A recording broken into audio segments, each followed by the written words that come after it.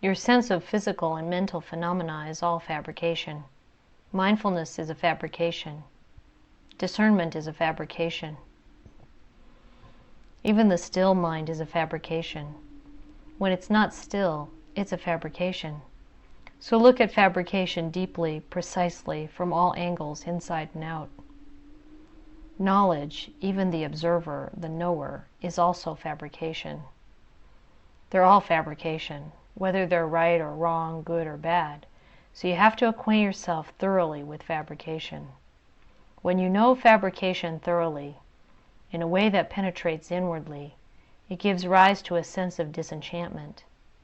If you don't do this, you'll take your pick of the good fabrications to hold on to and push the bad fabrications away. We can recognize fabrications in that they change and can disband. And then we realize that we've been playing around with these fake imitation things all along. Even clear knowing is a fabrication. It changes in line with physical and mental conditions. Mindfulness and discernment and intuitive knowing and seeing are all fabrications, just that they're good fabrications that we have to depend on for the time being.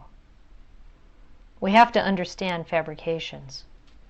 Understand how to use fabrications in a correct way, and then simply let them go.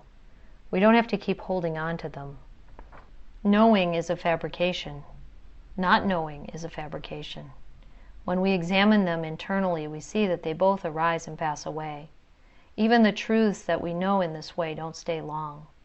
They have to turn into not knowing. From this we can see that fabrications play all sorts of tricks on many, many levels, and we get deluded into playing along with them. When we can get to know the tricks of fabrication of every sort on every level, that will be really beneficial. We'll really know in line with what the Buddha said, Sabbe sankhara anicchati. All fabrications are inconstant. This is an important principle that will enable us to see through to the stressfulness in every sort of fabrication. Even good fabrications, like mindfulness and discernment, are stressful in and of themselves because they have to keep changing. They're like tools we use for the time being, but we shouldn't stay fastened onto them. Even though we have to look after the foundation of our knowing, using mindfulness and discernment to supervise the mind, we should understand that the mind is a form of fabrication. Mindfulness and discernment are fabrications. If we know only on a superficial level, and go around talking about how we've been able to let go on our level of practice, we haven't seen deeply into fabrication. When this is the case, we still lie in the swirling currents of fabrication. Correct knowledge, which is fabrication of a good sort, has to be trained to read and decipher things within and without, including self, on many convoluted levels. Once you've seen inconstancy and stress, you have to see through to the lack of self in fabrications of every sort. You have to know that fabrication is inconstant, stressful, and has no self to itself. Keep looking at this point over and over again until it becomes clear to the heart. Only then will you develop a sense of disenchantment and dispassion. You won't fasten onto good fabrications or push bad ones away, for you've seen that they have the same price. They're both equally changeable.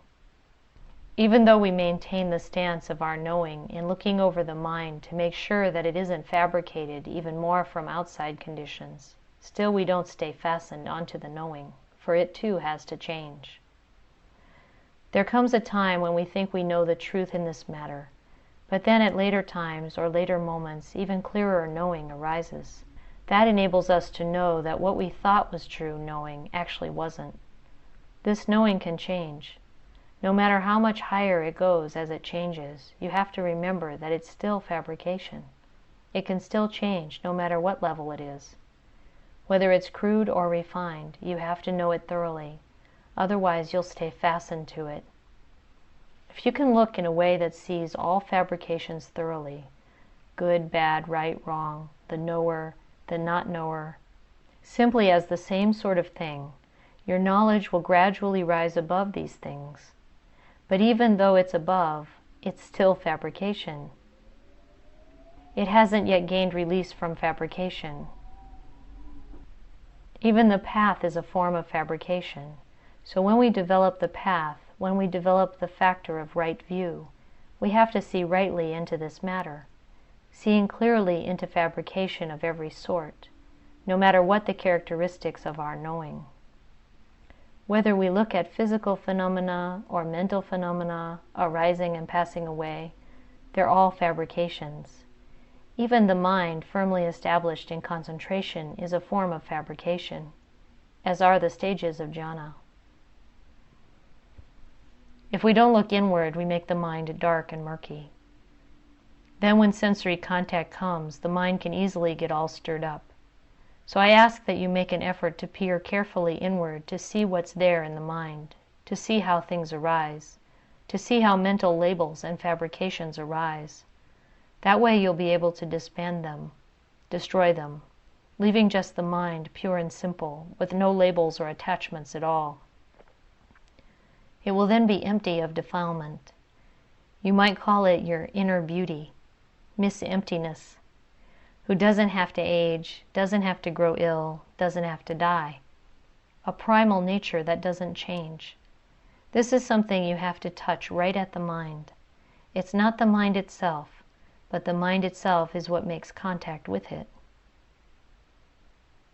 When we practice, we're like diamond cutters.